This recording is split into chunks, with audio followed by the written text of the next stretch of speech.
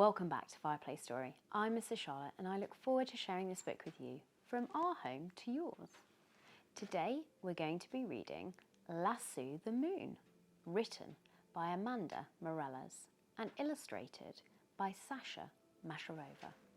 Let's get started.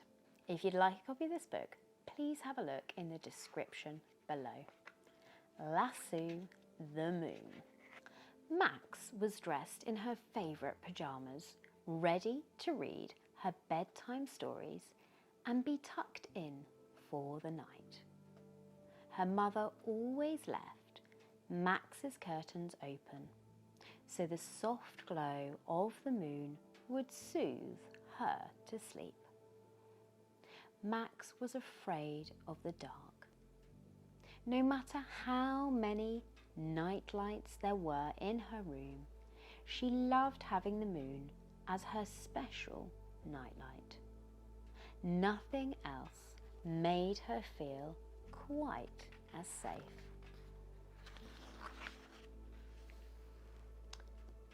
One evening, Max could not fall asleep. She tried everything. She counted 100 sheep and read every bedtime story. She gazed out of her window. Maybe if she could keep the moon in her room, its beautiful light would help her sleep. Max started planning. Should she build a rocket ship? No. A rocket ship would be too slow to carry the moon. Should she climb a towering staircase? No. It would take ages to walk that far. How many stairs would you need to get to the moon? Billions, I would think. What if she had a magic rope that she could tie around the moon and lasso it back down to Earth? Yes, that's it. Max would lasso the moon, then she could have it as her nightlight forever. She would have the best dreams and the moon would chase the shadows and monsters away for good. She tied together every bedsheet, rope and blanket she could find until she was sure it would reach. She sneaked out of her room and onto the roof, gave the rope a big swing around her head and flung the mighty lasso towards the moon. But she missed. I would think so. It's a very long way. She tried again and again until her arms grew tired and she nearly gave up. Then finally the loop wrapped around the moon. She dug her feet into the roof and pulled as hard as she could. Slowly, the moon came closer and closer until it was close enough to touch. Max could not believe her eyes. She pulled the moon from the sky. Wow, Max is very strong. She held it gently in her hands and stared in wonder.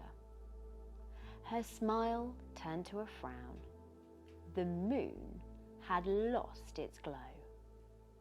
Now it was just a dull grey rock with craters all over it. Where did the light go? How would she ever fall asleep? She held the moon closer to investigate. Maybe the moon was shy. Maybe she just had to shake it a little bit to make the light come out. She shook the moon back and forth, but nothing happened? She flipped it in every direction. Maybe it was out of batteries. Do you think a moon would be out of batteries? Nope. She could not find any place to put batteries. Max was so disappointed. She carried the moon back to her bedroom in disbelief. She thought to herself, what good is the moon now? It won't even glow like I wanted. Just then, the tree branches scratched the window and Max heard a loud whoosh. The wind blew so strongly. The house seemed like it would fly away. Between the bursts of lightning, she noticed the sky was darker than ever. She whispered to the moon, I've made a terrible mistake. We have to get you back home. Dearie me. She leaped onto her trampoline from her window, jumped and tried to toss the moon back into the sky. She hoped it would float like a balloon back to its place among the stars. Instead, each time she threw it, the moon fell back to her arms like a heavy ball. Maybe if she could send the moon away on the ocean waves, it would float to the horizon and back up to the sky. Max ran towards the ocean. Do we think that will happen? Don't think so. She climbed the sand dunes and was shocked to find barely any waves. A tiny wave came to greet them, but disappeared as quickly as it formed. Max could not give up hope yet. Max tiptoed into the water and she knelt down, pushing the moon on the waves. She closed her eyes and made a wish that the moon would find its way back home. Then she opened her eyes. Her heart sank. The waves weren't strong enough to carry the moon. She picked up the moon and trudged back to shore. Max sat with her toes in the water, wondering how to save the beautiful moon she loved so much. Then the water began to glow at her feet in tiny blue wisps. It was plankton. She jumped up in excitement. Look, the plankton. They're very tiny little fish that live in the water. Wisps, surely you know the answer. How do I take the moon home? She heard tiny whispers. First, you must understand the power the moon holds. It is more than the beauty of its glow. She laid her ears to the sand. Please tell me everything. Long ago, before there were people, there was just space. The planets spun in circles around the sun, dancing around the bonfire of light. The sun and the moon were best friends.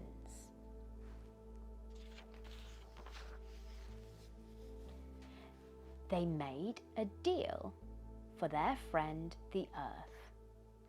The sun would shine its light on the Earth to feed the plants and give life, and the moon would hold the Earth steady, carry the tides back and forth, and protect the Earth from meteors. Max was amazed. The moon was so much more than a beautiful mirror for the sun. She felt so bad for wanting to keep it all to herself. She pleaded to the wisps to help her take the moon back to its home. There was only one way they needed the sun. If she held the moon up to the horizon when the sun was rising over the water, the sun could carry his friend home. She waited all night, and when she spotted the first pinks and yellows of dawn, she stood up and raised the moon high. Max closed her eyes. Should we close our eyes? And let the moon go. It disappeared. The sun rose and the sky lit up a beautiful, bright blue. She wandered back home and fell asleep. By the time she woke again, the sun was setting. She smiled and wished that the moon would light up her bedroom again.